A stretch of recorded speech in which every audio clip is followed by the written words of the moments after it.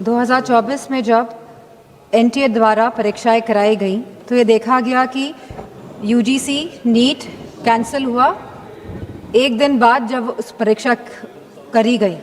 CSIR NEET, NET PG, CUET ये सब delay हुए और कैंसिल हुए। इसके बाद सीबीआई इन्वेस्टिगेशन बैठी और आज तक उस इन्वेस्टिगेशन का क्या परिणाम निकला है ये नहीं पता है। तो हम चाहेंगे मंत्री से कि ये बताएं कि इसका क्या परिणाम निकला और कौन कौन लोग इसमें कन्विक्ट हुए।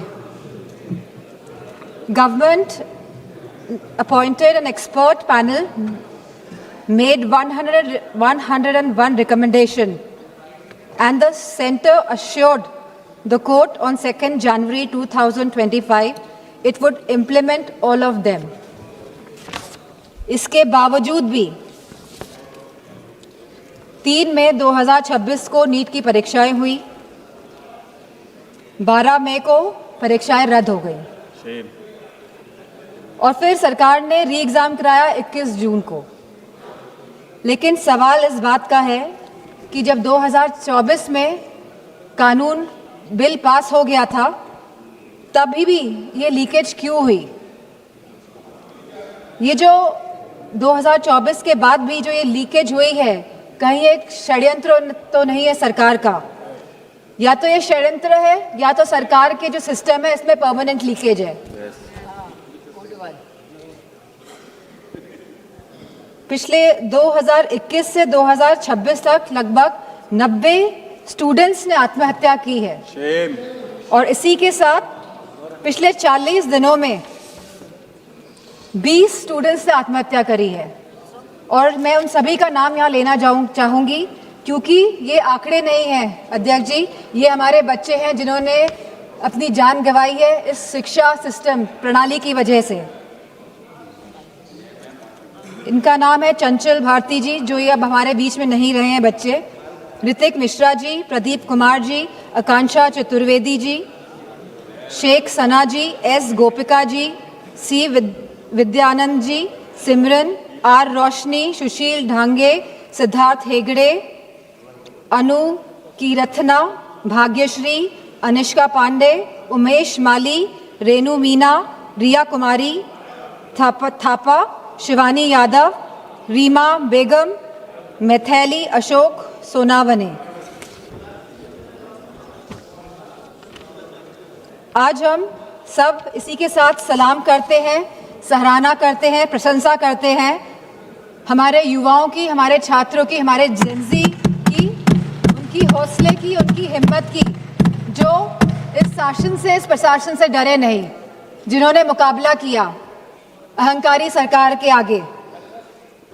मैं माननीय प्रधानमंत्री नरेंद्र मोदी जी का भी आभारी हूं, जिन्होंने खुले मन से युवाओं की बात को सुना भी और जो 2024 में बिल लाया था उसमें व्यापक सुधार करने के लिए उचित कदम भी उठाए हैं। इसके लिए मैं उनका बहुत बहुत आभार प्रकट करता हूं, धन्यवाद करता हूं। 2014 से 2026 तक आप देखिए, लंबा समय हर बार प्रधानमंत्री मोदी जी युवाओं से संवाद करते रहे, सीधा संवाद किया है। चाहे देश के युवाओं को परीक्षा पे चर्चा की बात हो, ई पाठशाला की बात हो, युवाओं के लिए नई शिक्षा नीति की बात हो। मेरे से पूर्व मेरे 2 साथी सांसदों ने, बांसुरी स्वराज जी और तेजस्वी सूर्या जी ने बहुत शानदार ढंग से पूरी बात को रखा। मैं दोनों को बहुत बधाई भी देता हूं। लेकिन ये भी कहना चाहता हूं, प्रधानमंत्री मोदी जी आज युवाओं से सीधा जुड़े हुए हैं और इसीलिए आज युवा उनकी बात को सुनते भी हैं।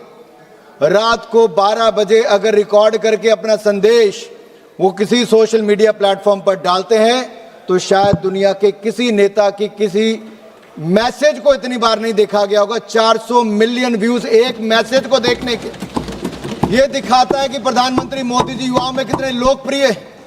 जब दूसरा वीडियो डाला तो उसमें भी 250 मिलियन से ज्यादा, 270 मिलियन हो गए।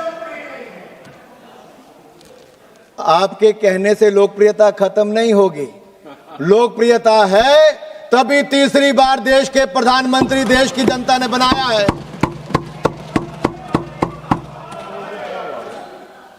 और अध्यक्ष जी, सवाल ये खड़ा होता है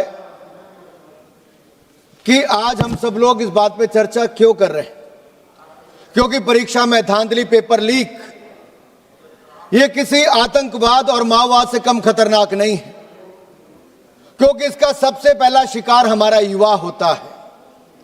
और अपने देश के युवाओं से मैं कहना चाहता हूं, इस पेपर लीक की बीमारी का इलाज भी हम करेंगे, मुकम्मल करेंगे, क्योंकि हर मर्ज की दवा हमें मोदी सरकार में ही मिली है और इसमें भी हम इसका निवारण करने जा रहे हैं, इलाज करने जा रहे हैं। आप देखिए, इस देश में आतंकवाद और नक्सलवाद ने दशकों तक हमें बहुत जुल्म दिए, बहुत जख्म दिए, और इन गहरे जख्मों से निजात दिलाने का काम भी मोदी सरकार ने किया।